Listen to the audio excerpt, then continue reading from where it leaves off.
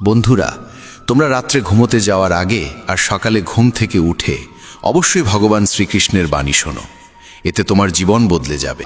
এই পৃথিবীতেই মানুষকে তার ছলনা, ভণ্ডামি ও পাপের ফল ভোগ করতে হয়। মনে রাখো, সময় কাউকেই ক্ষমা করে না। সফলতা মানে এই নয় যে তোমাকে কারোর চেয়ে ভালো হতে হবে। সফলতা মানে হলো তুমি যেভাবে আছো তার থেকে আরও ভালো হওয়া। ঈশ্বর কঠিন পরীক্ষা নেন, কিন্তু সেই পরীক্ষা সহ্য করার শক্তিও তিনিই দেন। যতক্ষণ না তুমি নিজেকে বদলাবে ততক্ষণ পর্যন্ত তোমার জীবনে কোনো পরিবর্তন আসবে না। মুখের ওপর সত্য বলার এবং রাগ প্রকাশ করার মতো মানুষ সেই সব মানুষের চেয়ে লক্ষ গুণ ভালো যারা সামনে একরকম আর পেছনে অন্যরকম। কারো কষ্ট বুঝতে হলে মানুষের মধ্যে প্রকৃত মানুষ থাকার প্রয়োজন। কাক কোয়েলের গানের স্বর চাপা দিতে পারে, কিন্তু নিজে মিষ্টি স্বরধ্বনি দিতে পারে না।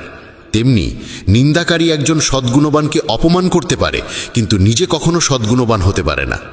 যদি একাকিত্ব থাকে তবে সেটাকে আশীর্বাদ হিসেবে দেখো, কারণ পরমাত্মা তোমাকে নিজেকে গড়ার জন্য একটু বেশি সময় দিয়েছেন। একা থাকার আনন্দ নিতে শেখো, কারণ কেউ তোমার সঙ্গে সারা জীবন থাকবে না। সময়ের একটা অভ্যেস খুব ভালো, যেমনই হোক তা এক সময় পার হয়ে যায়। সফল মানুষ সুখী থাকে কিনা সেটা গুরুত্বপূর্ণ নয়, কিন্তু যেই সুখী থাকে সে একদিন অবশ্যই সফল হয়ে ওঠে। যখন কারো সঙ্গ হয়ে ওঠে জীবনের সবচেয়ে দামি সম্পদ, তখন সেই সম্পর্কই হয়ে যায় জীবনের সবচেয়ে বড় প্রাপ্তি। যারা তোমার অস্তিত্বের মূল্য বোঝে না তাদের ছেড়ে দেওয়াই শ্রেয়। যদি দুনিয়ার সব কাজ মানুষ নিজেই করতে পারত, তাহলে আমার অর্থাৎ ঈশ্বরের অস্তিত্বের কোনো প্রয়োজন থাকতো না। যেখানে তোমার চেষ্টার সীমা শেষ হয়, সেখান থেকেই আমার কাজ শুরু হয়। একটি শিশু কি খাবে, কি পরবে, কি পরবে না, এসবের চিন্তা করে তার মা।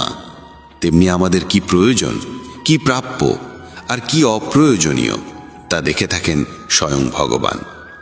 মিথ্যা ও ভান যত দ্রুতই চলুক না কেন, গন্তব্যে পৌঁছায় একমাত্র সত্যই। মানুষ রং বদলায়, আর মুরলীধারী ভগবান সময় বদলে দেন। মন এক অনুগত দাস, কিন্তু এক ভয়ঙ্কর প্রভুও বটে।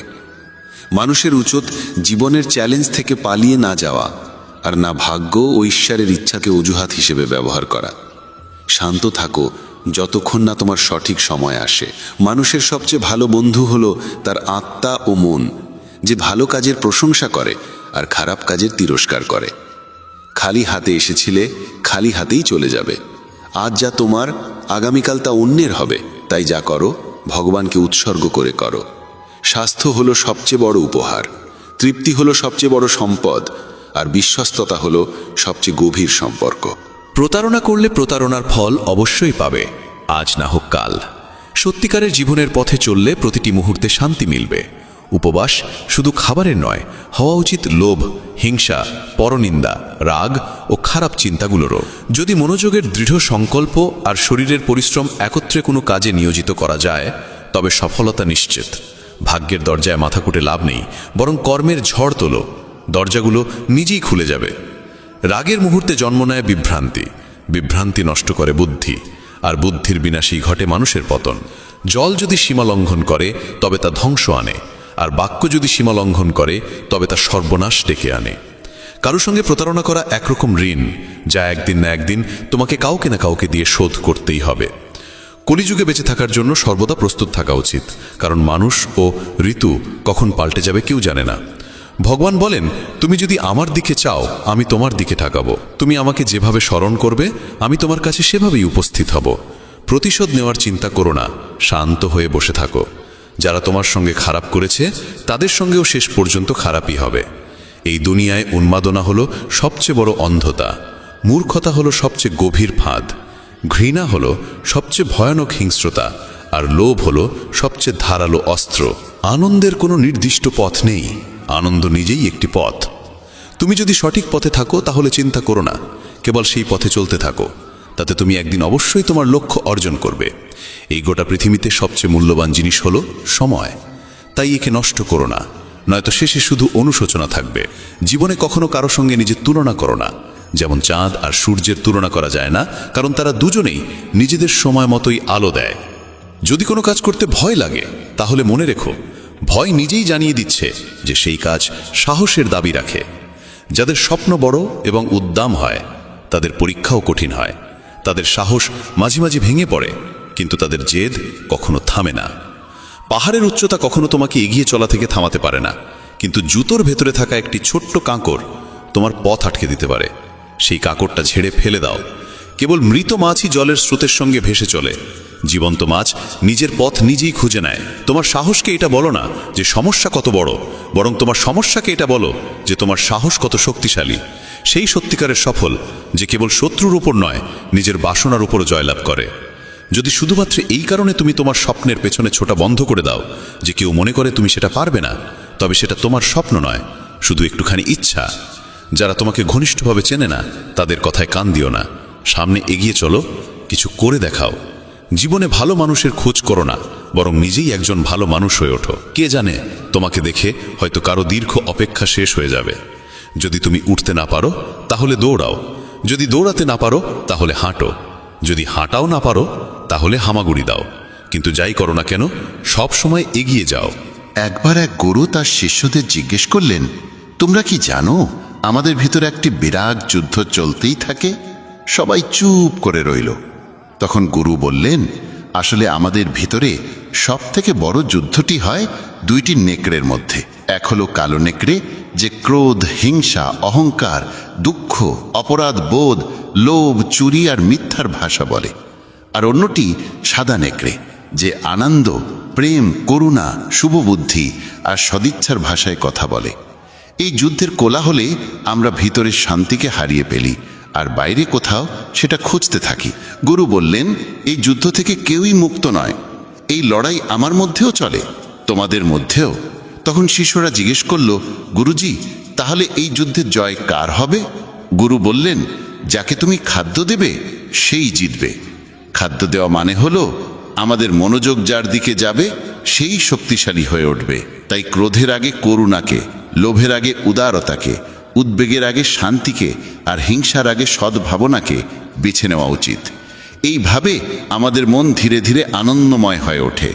যেমন শরীরকে বিশ্রাম দিলে সে নিজে নিজে সেরে ওঠে, তেমনি আমাদের মনকে যদি শব্দহীন বিশ্রাম দেওয়া যায় সে নিজেই নির্মল হয়ে ওঠে। জীবনে কখনো কাউকে বলো না যে তোমার জন্য সময় বার করো। যদি সে তোমাকে গুরুত্ব দেয় তাহলে সে নিজেই সময় বার করবে, আর যদি গুরুত্ব না দেয় তাহলে পাশে থেকেও সে তোমার হবে না। সময় কখন রং বদলায় কেউ জানে না, কারণ যেদিন রাতে শ্রীরামকে রাজত্ব দেওয়া হচ্ছিল তার পরদিন সকালেই তাকে বনবাস দেওয়া হয়েছিল। রাগ হওয়া খারাপ নয়, খারাপ তখনই যখন রাগে নিজের বিচার বোধ হারিয়ে ফেলি। সৃষ্টিকর্তা তোমাকে আলাদা করে সৃষ্টি করেছেন, তাই অন্যের মতো হয়ে নিজের আসল পরিচয়কে মুছে ফেলো না। সফলতা প্রথমে তোমার মনের ভিতরে জন্ম নেয়, তারপর জীবনের বাস্তবতায় রূপ নেয়। সফল মানুষ নিজের সিদ্ধান্ত দিয়ে পৃথিবীকে বদলে দেওয়ার শক্তি রাখে, আর যারা ব্যর্থ হয় তারা পৃথিবীর ভয় নিজের সিদ্ধান্ত বদলে ফেলে। তাদের বেশি গুরুত্ব দিও না যারা তোমাকে উপেক্ষা করে। অনেকেই তোমাকে মাটিতে পুঁতে দেওয়ার চেষ্টা করবে, কিন্তু নিজেকে এমন গড়ে তোলো যেন বারবার বীজ হয়ে জন্মাতে পারো। ভরসা রাখো ভগবানের উপর, তিনি যদি এখান পর্যন্ত নিয়ে এসে থাকেন তবে সামনে এগিয়েও নিশ্চয়ই নিয়ে যাবেন। চিন্তা করে কেউ আজ পর্যন্ত কোনো কাজ শেষ করতে পারেনি, তাই চিন্তা করা ছেড়ে দাও। শ্রীকৃষ্ণ বলেন, ধীরে ধীরে সব কিছু হবে। যেমন একজন মালি শত শত কলসি জল গাছে ঢালে, তবুও ফল তো ঋতু আসলেই ধরে। অর্থাৎ ধৈর্য রাখলে আর সঠিক সময় এলে কাজ আপনা আপনি পূর্ণ হয়। যদি কখনো একা চলতে হয় তাহলে ভয় পেও না, কারণ শ্মশান, শিখর আর সিংহাসনে মানুষ একাই থাকে। যদি তুমি তোমার রাজ্য অন্যকে বলে দাও তবে তুমি তার বাস হয়ে যাবে। যে ব্যক্তি সামান্যতেই খুশি থাকে তার কাছেই সবচেয়ে বেশি সুখ থাকে। সবচেয়ে গভীরে গিয়ে বিধে যায় কাছের মানুষের কথাগুলো। বাইরের লোকের এত ক্ষমতা নেই যে তারা তোমার চোখে জল এনে দিতে পারে। তুমি যতই কষ্টে থাকো না কেন, সেটি তোমারই সিদ্ধান্তের ফল, আর যেদিন তুমি সেই সিদ্ধান্ত বদলে দেবে সেদিনই জীবন বদলে যাবে। অহংকার করা উচিত নয় যে আমাকে কারোর প্রয়োজন পড়বে না, আর এই ভ্রান্ত ধারণাও নয় যে সবাই আমার প্রয়োজন অনুভব করবে। সফলতা তখনই আসে যখন তোমার স্বপ্নগুলো তোমার অজুহাতের চেয়ে বড় হয়ে যায়। তুমি কারোর জন্য যতই করো না কেন, সময় এলে সে ঠিক বলেই দেবে, তুমি আমার জন্য করেছেই বা কি। ছেড়ে যাওয়ার হাজারটা কারণ থাকা সত্ত্বেও যদি একটি কারণ খুঁজে পাও থেকে যাওয়ার, সেটাই প্রকৃত ভালোবাসা। আমার কষ্ট হয়তো কারোর হাসির কারণ হতে পারে, কিন্তু আমার হাসি কখনো কারোর কষ্টের কারণ হওয়া উচিত নয়। তুমি সব সময় এই কথাটাই বলো, আমার সঙ্গে সব ভালোই হবে, আর যদি খারাপ কিছু ঘটতেও চায় তাও ভালোই হয়ে যাবে। আত্মবিশ্বাস এমন এক শক্তি যা ঝড়কে ঘুরিয়ে দিতে পারে, যা সংগ্রামের মুখোমুখি হতে পারে এবং জলেও নিজের পথ খুঁজে নিতে পারে। সময়ের কাছে এতটাও সময় নেই যে সে আবার তোমাকে সময় ফিরিয়ে দিতে পারবে। দুঃখ করা সময়ের অপচয়, হাসির কারণ খোঁজো। তোমার নিজের সম্পর্কে যে ধারণা, সেটাও আসলে অন্যের কাছ থেকে ধার করা, সেই সব লোকদের কাছ থেকে ধার করা যারা নিজের ব্যাপারেই কিছু জানে না। বাকশক্তি মানুষের আসল অলংকার। চেহারা, সৌন্দর্য সবই বয়স আর পরিস্থিতির সঙ্গে বদলে যায়, কিন্তু বাকশক্তি ঠিক রাখলে তা চিরকাল স্মরণীয় হয়ে থাকে। কারণ তুমি চাইলেও অন্যের চোখে নিজের ভাবমূর্তি বদলাতে পারবে না। তাই শান্তিতে জীবন কাটাও, আনন্দে থেকো। হয়তো পিছিয়ে আছি কারণ আমি চতুর হতে শিখিনি। মানুষ আমার নিষ্ঠা বুঝুক না বুঝুক, বিশ্বাসঘাতকতা আমি জানি না। যখন তুমি চেষ্টা করো তখন তুমি জানো না কি হতে পারে, কিন্তু যদি তুমি চেষ্টা করোই না তাহলে কিছুই হবে না। একাগ্রতা একজন মানুষ দিয়ে এমন কিছু করিয়ে নিতে পারে যা সে নিজেই ভাবে তার দ্বারা সম্ভব নয়। সাহস তাকে দিয়ে এমন কিছু করিয়ে নেয় যা সে ভাবতেই পারে না, কিন্তু অভিজ্ঞতা সে কেবল সেই কাজটাই করায় যা সত্যিই করা উচিত। তোমার প্রতিটি কর্মের ফল তোমাকে কোনো না কোনো রূপে ফিরেই আসে। জীবনে পরাজয় এক শিক্ষার নাম, যা নিজেকে গড়ে তোলার সুযোগ দেয়। কাউকে নিঃস্বার্থ ভালোবাসা দেওয়া সবচেয়ে বড় উপহার, আর কারো ভালোবাসা পাওয়া সবচেয়ে বড় সম্মান। একবারের ঘটনা, এক ধনী ব্যক্তি ছিলেন যিনি শ্রীকৃষ্ণের একান্ত ভক্ত। একদিন সেই ব্যক্তি ঘুরতে বেরোলেন নিজের নৌকো নিয়ে সমুদ্রের দিকে। নৌকা চালিয়ে তিনি অনেক দূর চলে যান। হঠাৎ সমুদ্রে প্রবল ঝড় শুরু হয়, আর সেই ঝড়ের কারণে তার নৌকা ডুবে যেতে থাকে। প্রাণ বাঁচানোর জন্য তিনি ঝাঁপিয়ে পড়েন জলে এবং অনেক কষ্টে সাঁতরে একটি জনমানবহীন দ্বীপে পৌঁছে যান, যেখানে আশেপাশে কেউ ছিল না। হঠাৎ তিনি সমুদ্রের ধারে একটা কুঁড়ে ঘর দেখতে পান। ক্লান্ত পরিশ্রান্ত হয়ে তিনি সেই কুঁড়ে ঘরে গিয়ে ঘুমিয়ে পড়েন। কিছুক্ষণ পর আবার ঝড় শুরু হয়, আর ঠিক সেই সময় সেই কুঁড়ে ঘরের উপর বজ্রপাত হয়। আগুন ধরে যায় কুঁড়ে ঘরে। তিনি কোনো রকমে দৌড়ে বাইরে এসে নিজের প্রাণ বাঁচান, কিন্তু তার মনে তখন একটাই প্রশ্ন, আমার সঙ্গে এত খারাপ কেন হচ্ছে? ঠিক সেই সময় সমুদ্রে একটি বড় নৌকা যাচ্ছিল। সেই নৌকার মাঝি দূরে ধোঁয়া দেখতে পায়। সে ভাবে কেউ হয়তো সাহায্যের জন্য আগুন জ্বালিয়েছে। মাঝি তখন তার নৌকা নিয়ে আগুনের দিকেই এগিয়ে যায়। কাছে গিয়ে সে দেখে এক লোক দাঁড়িয়ে আছে আগুনের ধারে। সে নৌকা থেকে নেমে লোকটির কাছে যায়, তাকে উদ্ধার করে নিজের নৌকায় তুলে নেয়। এভাবে সেই ধনী ব্যক্তির জীবন রক্ষা পায়। নৌকায় বসে তিনি ভাবতে লাগলেন, যা কিছু ঈশ্বর করেন ভালোর জন্যই করেন।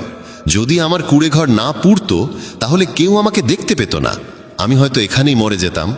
তখন সে ঈশ্বরকে ধন্যবাদ জানাতে থাকে। আমাদের জীবনেও যেসব কিছু ঘটছে তা হয়তো আমাদের খারাপ লাগছে, কিন্তু প্রকৃতপক্ষে তা খারাপ নয়। আজ যা আমাদের দুঃখ দিচ্ছে, ভবিষ্যতে তারই ভালোর প্রমাণ আমরা বুঝতে পারি। কি অদ্ভুত না? ভাগ্য বান্ধবী নয়, তবু রাগ করে। বুদ্ধি লোহা নয়, তবু মরিচে ধরে। আত্মসম্মান শরীর নয়,